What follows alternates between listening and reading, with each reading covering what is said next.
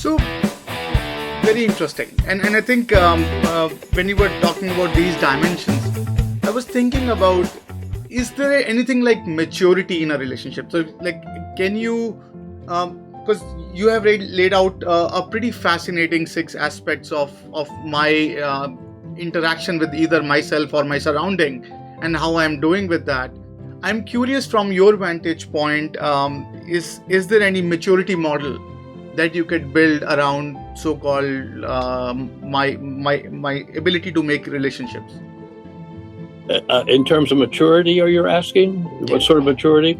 Well, it would be nice if all of us were highly mature, developed people.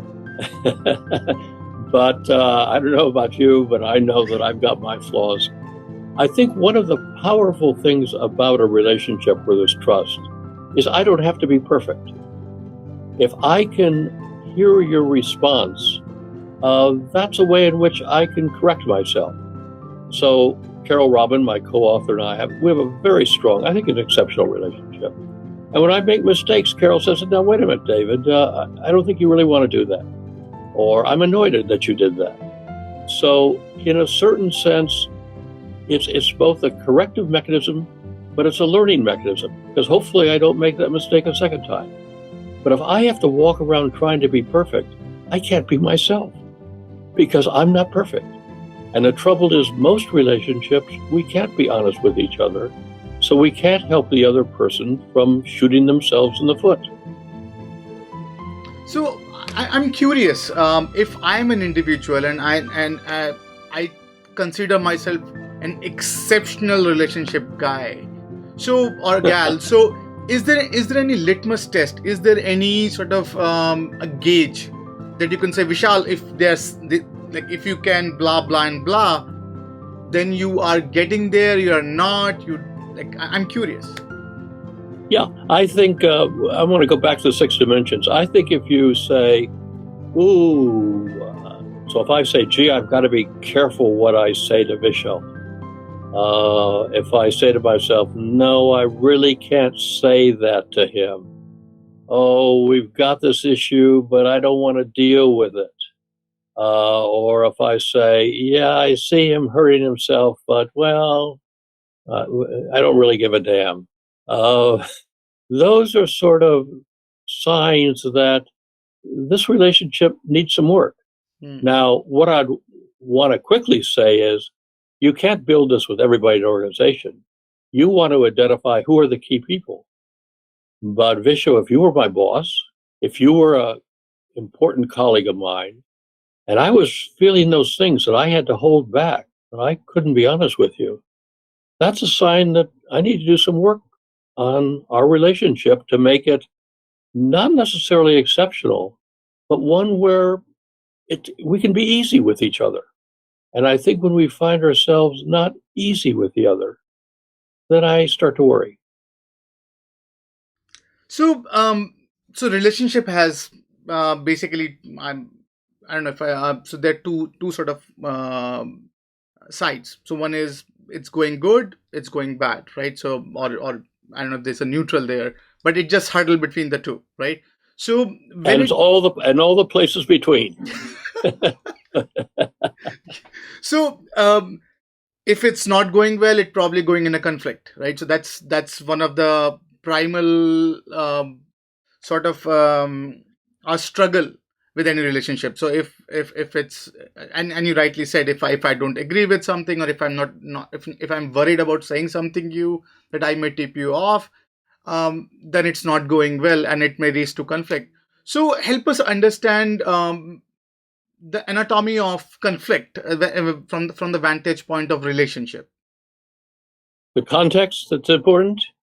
Well, the organizational context is very crucial. Sort of, what are the norms of this organization? Is it one where everybody has to be careful? It's sort of a highly competitive, quasi-vicious place.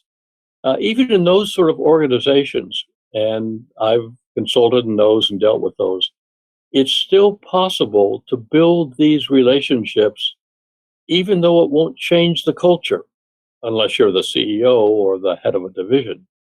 But if we were working in that sort of situation and our work was highly interdependent, I'd want to go to you and I'd want to say, "Hey, Vishal, this is sort of a difficult place to work, but damn it, we need each other.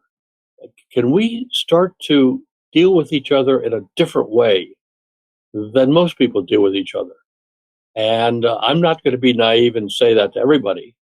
I'm going to point out it's in your best interest as well as mine because we need each other. And hopefully you'll say, "Yeah, but I'm worried." And I'll say, "Well, I'm worried too, but let's talk about it." So, what I'm going to want to do is pick out those relationships that are really important in getting my job done and being successful and put in the time and effort and take the risk because it's a risk if I go to you because we're working at a place that's pretty vicious and I trust you, so I'm going to test it out. And as you act more trustworthy, I'm going to act even more trustworthy. And hopefully, in the middle of this pretty bad place, we've got a pretty good supportive relationship. And by the way, that's going to help me survive because I know if I'm in trouble, I can go to you. And I know that you're going to defend me. And boy, I need those sort of relationships. And so you are teaching a course which is highly sought out, very much in demand, and one of the most popular elective program in an MBA program all around. So and Stanford is definitely getting in some of the cream when it comes to the talent or the leaders that are coming. So when you as a spectator or as a coach or as a mentor run these courses and you look at all these leaders going through the course, I'm curious, what are some of the observations that you had about some of the very common fixable issues that these high performing leaders are going through when it comes to going through the course. I'm curious if you have Yeah, those. it's an exciting course. It's students work in groups of 12 where they look at their relationships. The students call it touchy feely, but that's not the official name of the course. But it's pretty descriptive. I think there are about three or four things that I see. One is our students often walk around with a belief that if I'm to be leader like, powerful, sexy, interesting, I've got to be something other than I am. Hmm. And in the 10 weeks of the course, they take the risk of showing more of themselves. And they find that their peers say, "You know what, Vishal? When we were in finance together, I really thought you were sort of a jerk. But now that I really get to know you, I really like you. I'd want to follow you." So, one thing is this notion that I've got to present an image. The second sort of thing that I see is people see vulnerability as a weakness. And I see it as a strength because taking the risk of letting you know more about myself. Now, I'm not going to share everything because we're in the process of building a relationship, but students take the risk of sharing more and more. It's a sign of strength because I'm saying, I'll let you know me. Yeah, you may say something that hurts, but I'm not going to dissolve in a puddle. And also I think that who I am is worth sharing. I think the third thing is people think they have to sugarcoat what they say. Hmm. And I think there's ways we raise issues that's very destructive. In the book, we talk about how you can share that where you stick with your reality, that which is really my response to your behavior, that isn't destructive, but it's more honest. So, in fact, one of the phrases we use is we believe, Carol and I, you can say almost anything to anybody if you stick with your reality. And then we quickly add, if we had two glasses of wine, we drop the almost, because we think you can say anything to anybody. But we're academics, so we cover ourselves. If you stick with your reality. And what I mean by that is, and this is what students learn, their reality, which is, here's how I feel when you act a certain way. I don't have to make assumptions about your character, your motives.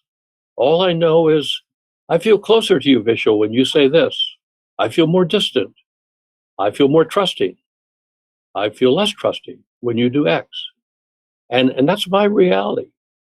And since I'm assuming most people don't purposely want to be nasty, if you find you're having a negative impact, I think you're going to listen. And then we can sit down and talk about it. So I think those are the three things. Can I be myself? Am I willing to share myself and even be vulnerable? And can I learn to be honest? Oh, let me add a fourth. Most people see conflict as a sign of failure. So I'm going to use an image. If you're driving to work and your wheels are a little wobbly and the motor is sort of clunking and the steering's a little loose, you don't say, bad car, bad car. You get it fixed. Yeah. Well, conflict is a sign that we'd have to fix something.